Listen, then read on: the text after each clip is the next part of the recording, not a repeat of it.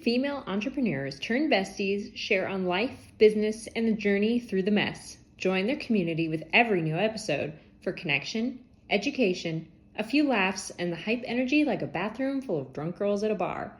It's okay. We're your friends now! Hey guys, it's Ashleigh. Hey, it's Katie. Hey y'all, it's Biz. Okay, so welcome back. Week 2. Look at us. Starting to have it again. Good job, girls. Okay. Crushing it. We're slaying right on the gate. And right off of a weekend holiday, which is like even more impressive. Yeah. Okay, so last week we talked a lot about kind of where Ashleigh was and all of us and where we are. And I really want to talk to you guys about where I am. And so Katie asked if anybody had a suggestion for today. And I instantly was like, I want to talk about scarcity versus abundance mindset. And I know we talk about that a lot in our conversations, and they come up in like different topics that we do. But I really want to like check in on it, because one of the big lessons that I learned, or I kept seeing it come up over and over and over again, is the scarcity versus abundance, and not just in a business setting. And so I want to check in on that. Any objections? No. All in favor, say aye. Aye. Thanks, friends. Okay. So a while ago, my therapist hit me with the fact that I was not applying. I had like a big disconnect in applying scarcity versus abundance mindset theory, like outside of business, because I do that all the time. And I brought it up to you guys. I brought it up to you guys in an episode, and we talked about it a little bit more. How that has shifted for me over the summer is I've gotten very through like meditation almost, and like grounding exercises when I go to get anxious about feeling broke, which, real talk, turned into a brain hack for myself. So it started with me like recognizing what I was capable of. And then I thought I was only capable of those things when I was running 90 miles an hour. And so then you start, like, the gateway drug to that, right, is getting in a room with other people that are running 90 miles an hour. So it becomes normal. And then I flipped into this unhealthy hack level of Super Saiyan of like purposely hacking myself into that mode, because I knew that I would hustle through it. And so this was like years of unwinding and all of these things with it. So the gist of it is I realized that I was hacking my brain unhealthy. So what would it be like if I unhacked my brain, or did it the exact opposite? Like, I have absolutely everything. What do you want to do? And because the reality of my situation, and what helped me get out of the crazy workaholic episode, was sitting and actually facing the truth and looking at the boogeyman in the closet, that everything was okay. And so then you realize that it really is the power of your brain that creates these bars or limitations around yourself. So I have been chewing on that for months, and in all of the different places and people and conversations, experiences I've been in, I've seen it come up a lot.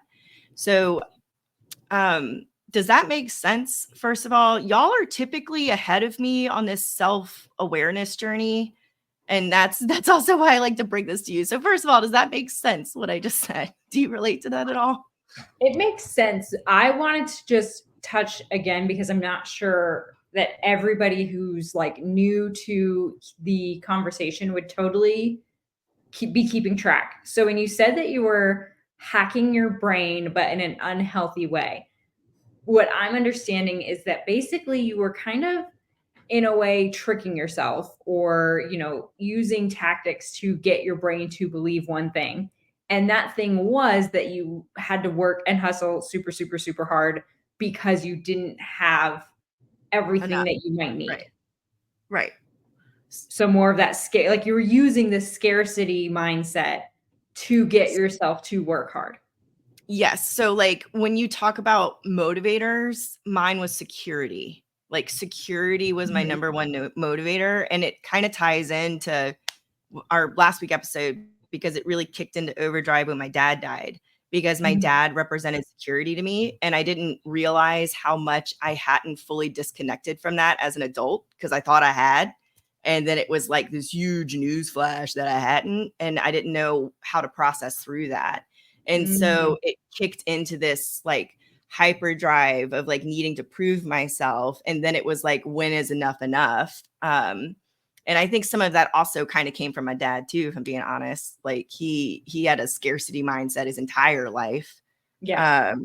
Even though, and it was, I mean, he died from stress-induced heart failure over it. So, and then I had to sit with that. So like, I mean, and I think that that's part of why this is also fresh in my mind is, I am coming out of my grief season every year, and with that episode there with it. But yeah, so thank you. I do think you understand what I'm talking about. Yeah, I think so. It's interesting because Katie and I had a conversation about this. I think I might have sent this video to the group chat like months ago now, but I follow her now on TikTok, and I swear, like every time I see her face, I instinctively want to scroll away from her because she talks about shame as an adult and how it changes the way we make decisions. And that we did a whole episode on it. We did. That's right. And how the shame mindset is of something that people will do that with. It's a motivator. Use their shame as their motivator. Yeah. And that, just like you're saying, at some point you were like, ooh, this is not healthy. It's not sustainable. It's not scalable. And it's just so true. Yeah. And the big thing that has kicked it over for me is like, there's always you can always tell yourself there's a scarcity of money, right? Like, I mean, unless I don't care. Like the freaking billionaires are worrying about stuff because they have scarcity mindset over their billions, So like you can always be worried about money. And so like I almost got addicted to like investing and racing to retirement. And so I recently sold an investment property, and it allowed me the like true luxury to see a good decision pan out. And that, and like, we talk about, especially with real estate, it takes a while. Like, people say buy real estate and wait, right? And so to like see that pan out positively, it was really grounding. And I was like, okay, like this feels like different brain chemistry when I'm talking about abundance versus scarcity.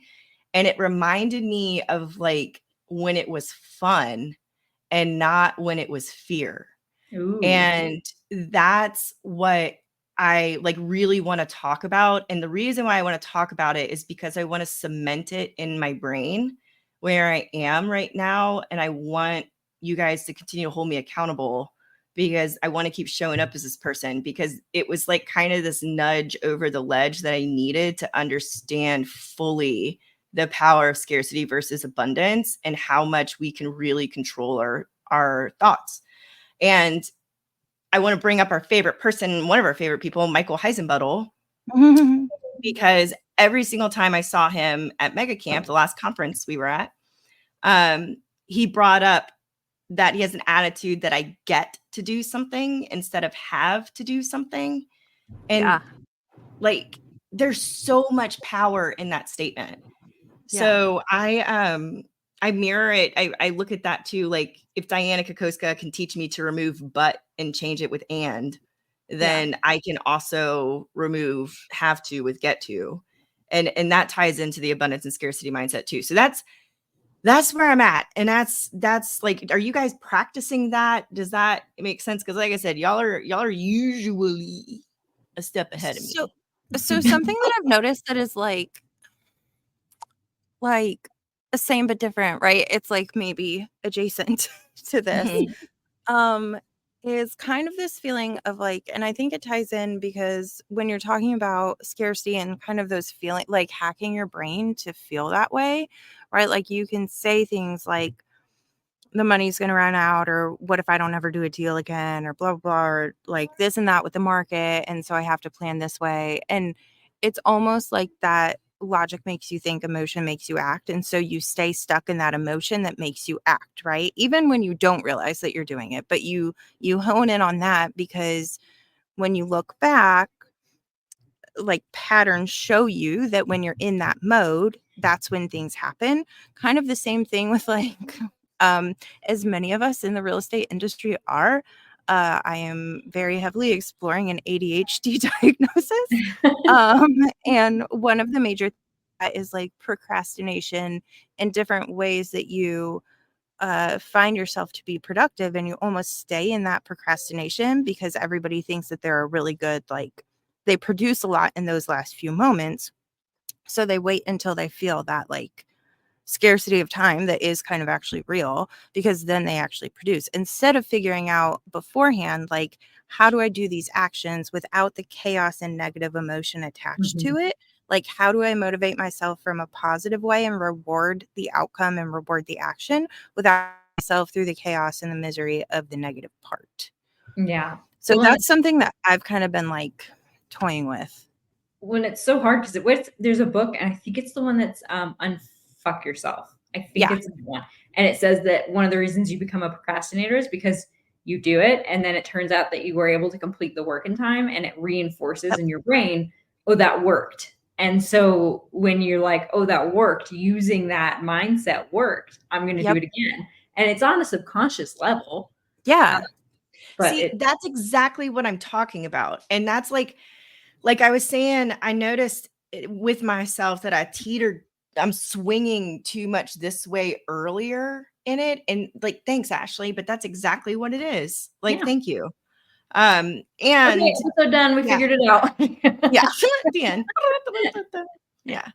Yeah. No, that's exactly what it is. But like taking it a step further and like not just saying no, I don't accept this as reality, but then like turning the skills to be positive. That's what I'm going to try to do now. Yeah. We'll see. It's interesting. So I have a weird relationship with money overall. I grew up in a trailer park until later in my life. My dad was able to graduate college. He started getting better and better jobs. He kept getting promotions. And so slowly we went from like a family in a trailer park to a family we shared a 1-bedroom apartment with 4 people, 2 dogs, a cat, and 2 birds. And so my sister and I would take turns with who got to sleep on the couch. That was our room, was the living room, and we had to take turns sleeping on the couch.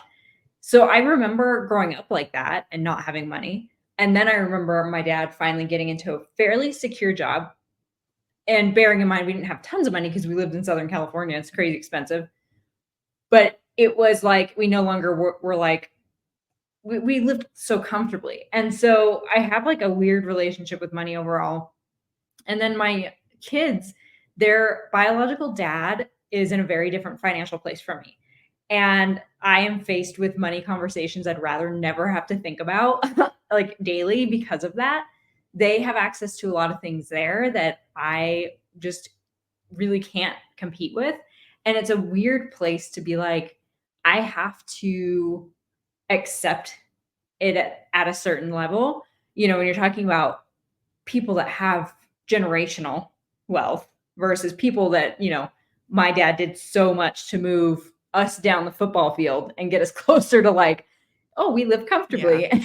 And so it's interesting because you just see how different the worlds are. And it can become so easy to be like, I'm in my negative mindset and I'm worried about how I can't, like, my kids go on vacation with their dad's side of the family and there's luxury hotels and, nobody's like stressed about it. It's like, we go on vacation and we're budgeting, and like I'm like, I need to get back to work because if I don't, we're not going to have any money later. And it's really hard to break the cycle of that scarcity. Yeah. And like there's obviously like practical things to do. You know how I am, like action steps. Like if you're somebody out there that, you know, has like negative net worth, you know, like start somewhere. You know, Dave Ramsey's, the only good thing I'll say about him is a snowball effect, right?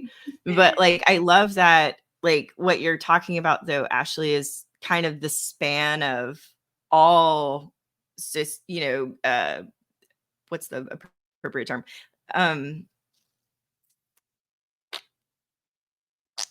So not economic classes, I guess, across all of that this like feeling of scarcity and abundance and like your brain and what you can and can't control and what's important and what's not and all of those things like still like are a river through.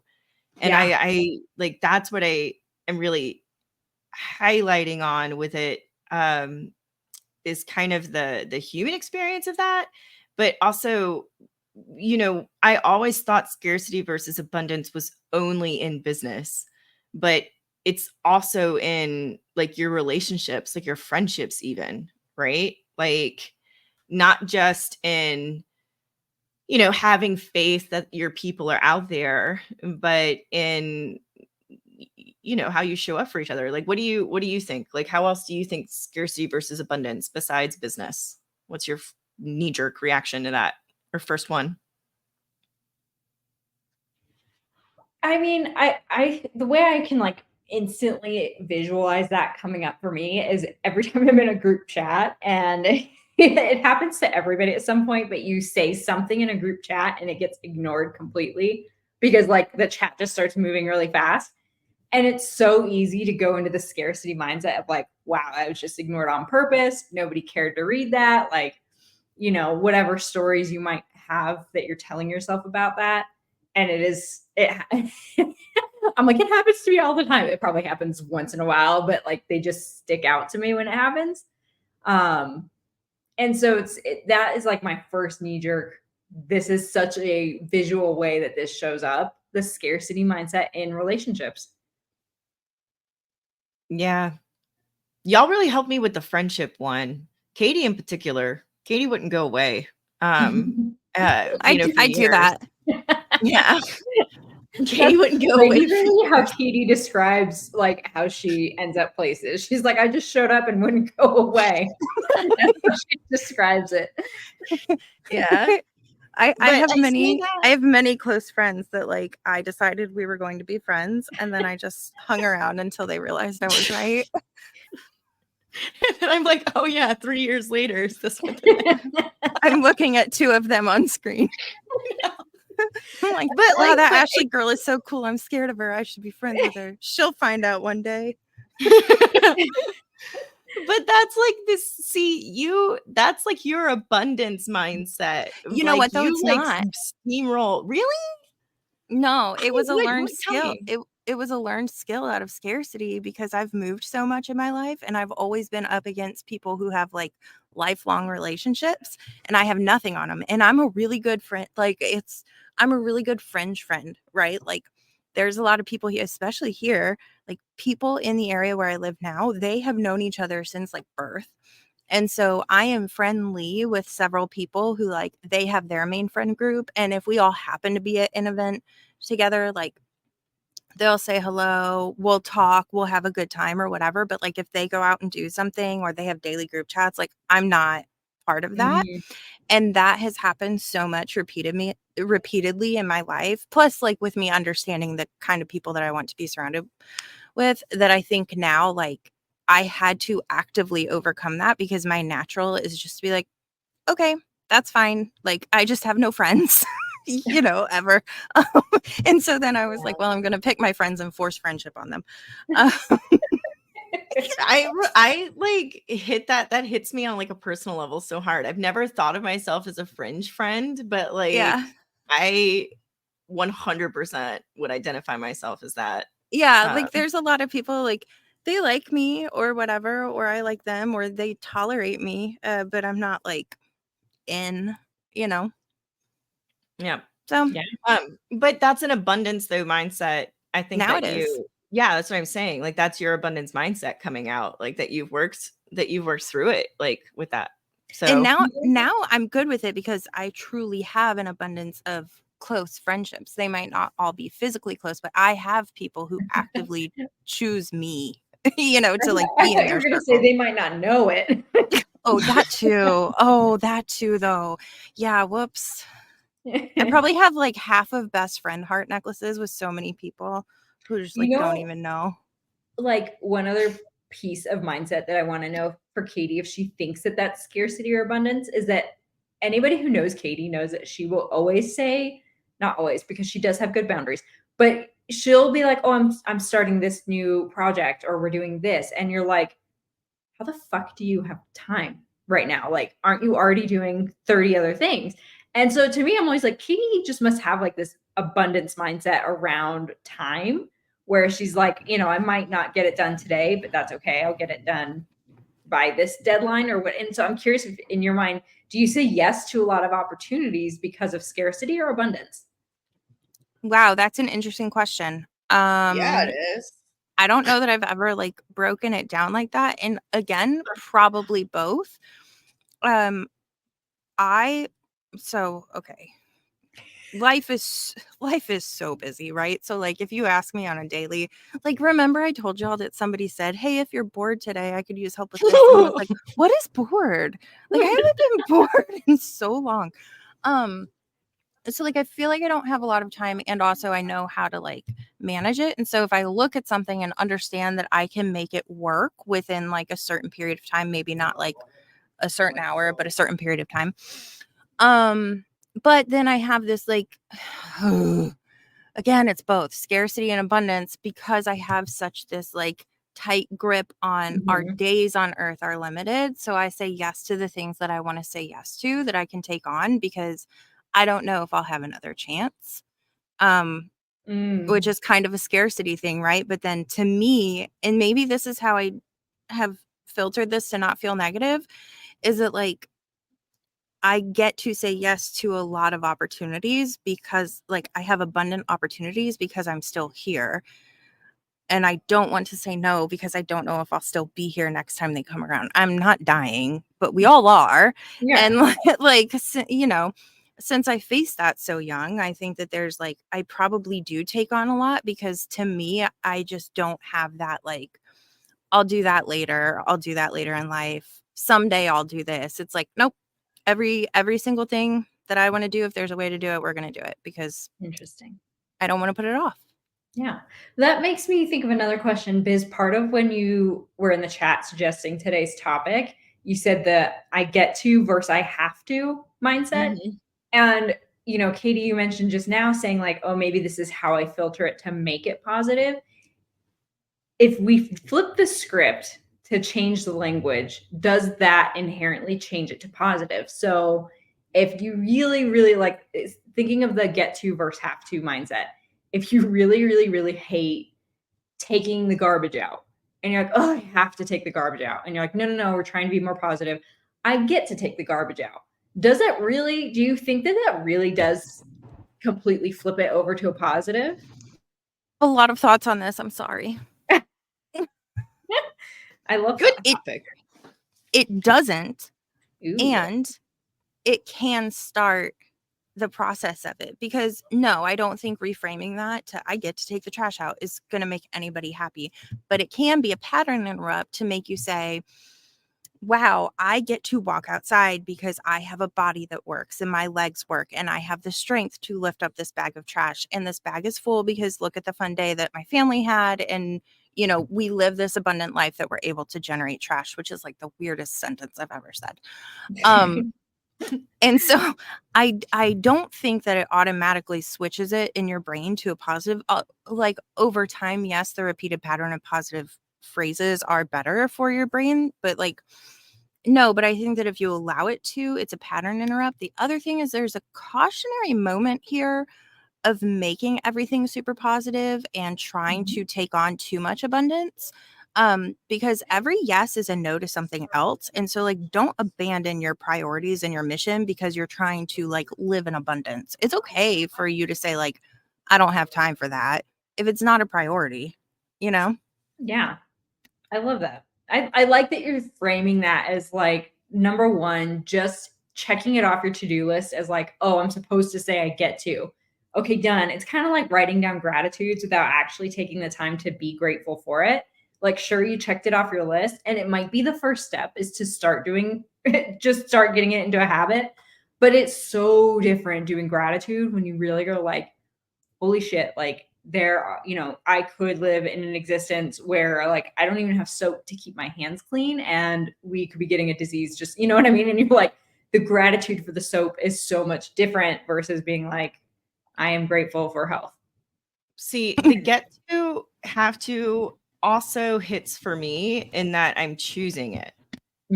So like that's where it also grounds me in that too. And so it like gives me peace in the task. And then I like literally I'm like, it's kind of I'm stopping and thinking about it in a lot of different ways. And I realize like I'm leaning in because I feel the difference. Yeah. In it. The other thing, and this is something that just came to mind while you were speaking, Biz, and I don't want this to sound like you should choose your words or choose the things you do based on what other people will think. But I know that all three of us are pretty like passionate about how we empower others, how we make them feel. And if we walk around saying like, I have to do this, you start becoming a negative person in people's minds. And like, when you reframe it to, I get to do this, and you're spreading joy and excitement and like letting people see it. I don't know. I just think there's like a difference in what you share with others and how they feel. If you're not like, it's like that saying, like your vibe attracts your tribe. And if you are putting out negativity, like, and even in groups like this, like if one of us is super, super negative, it is such a strong emotion. We can eventually drag everybody else down with us. Yeah. And so some people that, have done the work on their mindset can recognize that and will say, okay, I can't be adjacent to that person, at least not right now, or whatever it is. And it's so true that, it's like, I can't think of a good like metaphor for it, but it's, if you want to be the change you want to see in the world, start with changing your vibe. And if you're somebody that is like, I've never heard of scarcity mindset before, but this is resonating with me, and you just feel like maybe in general you're kind of leaning towards the negative mindset, those little changes, I mean, they take years to perfect and probably never actually get perfect. But 100%, when my mindset is at least a little bit more positive, my outcomes do follow. Yeah, Diana Kokoska embodies that. Like she's the fucking grandmaster. Yeah, I would put her up to Gandhi. Yeah, I mean, literally, if you've ever been to an event, Diana's a great example. But I bet there's probably other speakers and even maybe like stage performers where like if you get to meet them up close, you can literally feel their energy. Yeah. And you're like, dang, like that's an intense thing. This is why this is the codependency piece of me, right? Is that like I think that way. I'm like, okay, like I'm going down this train of thought and I'm like, yeah, like I'm gonna be a beacon of positivity and everybody's gonna come over to me and like I'm gonna be at a conference. I'm gonna be like, yeah, you're awesome. You're awesome. Like everything is awesome.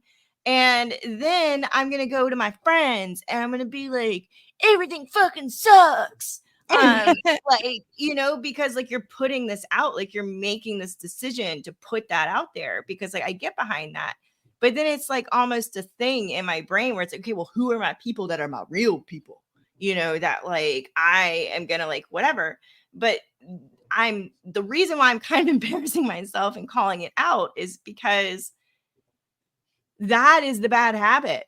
Like I am self-sabotaging by not stopping that thought and just drinking the damn Kool-Aid all the way in. Right. Yeah. Like, would you agree with that in that statement? Or would you think that like you're also like, no, these are your people, and like, because it's probably a both. It's probably a mix of both, because we've talked about it before. Like, it is also important to have your tribe and your circle of trust that you like bitch at, right? Like, and you like know those people because then they like give you your moment and you move the fuck on. So I guess, Right. yeah, fair. All right. I all the think way I around. think the thing here, Biz, is that like if you ignore those feelings, right? Because if what you're trying to do is rewire your brain and how you process things, if you ignore them, those habits aren't going away. You're just burying them. And then later they're going to come out even larger, right? So what you do is have a circle of trust who will hold you accountable that you can get these things out. You can decide, like, because, okay, life isn't always 100% positive, right? So, like, sometimes there are negative things. We have to be able to discuss them and choose a course of action. And the sooner you do that, the sooner you're free from the negative emotion around it, because you have an action plan and you can see like, wow, I'm so grateful I have guidance. Or you can get the frustration out and then they'll hold you accountable to like, you find the gratitude in it, you find the positivity, and you move on.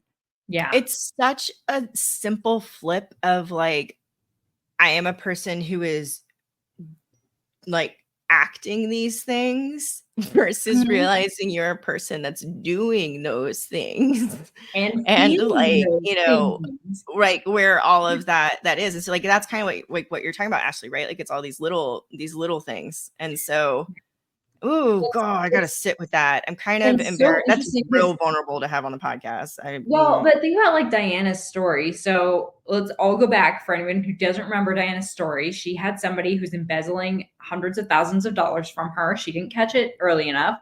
She ended up having all these properties with overdue banknotes and tenants' money that's missing. And she's got bank collectors calling her.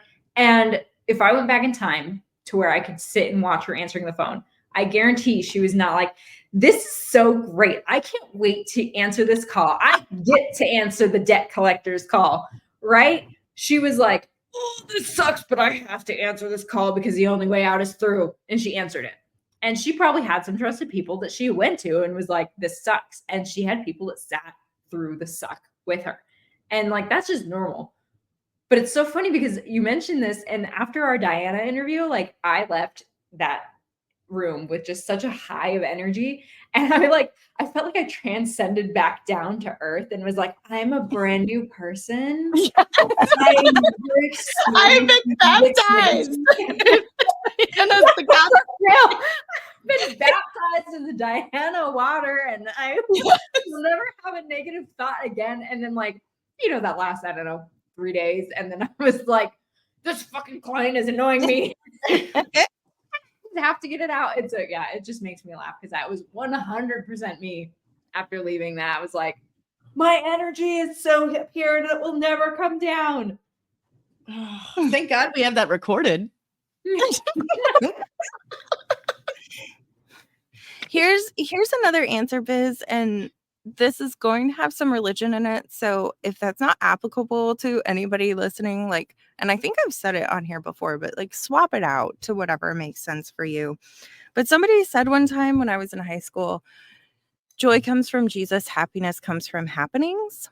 And so like, you know, if you're not religious, whatever makes sense to you. And the fact that like, well, not every emotion or thought is positive and not every occurrence is positive. There's this like understanding in my life that's foundational that like I can get through it and I will be able to get through it and I will be able to accomplish what's coming, and there are like better days ahead, better moments ahead. That doesn't mean that the moment is wonderful, but like I think that's the difference, because Biz, you're saying you feel sometimes like you act like this positive person and then you go back and you're like negative.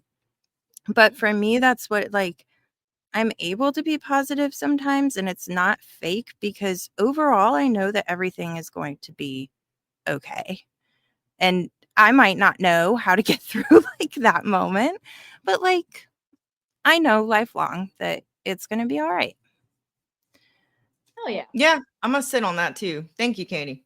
That's where like so much of this is mental health, right? Like it's a battle with myself and my own brain. And yeah, thanks for continuing to be there for me, guys. as I grow. Yeah.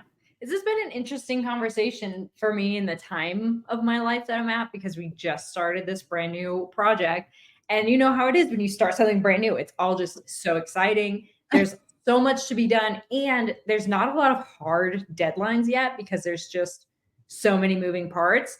And so it's interesting that I'm like, I am not in a place where like I wake up and I have to think, oh, like, do I need to cleanse myself of negative energy today? Like, I'm still in the shiny new project mode. And so I'm like, oh man, like I better get, because I was stuck in a negative mindset for like a year straight of just going through a whole bunch of suck business wise.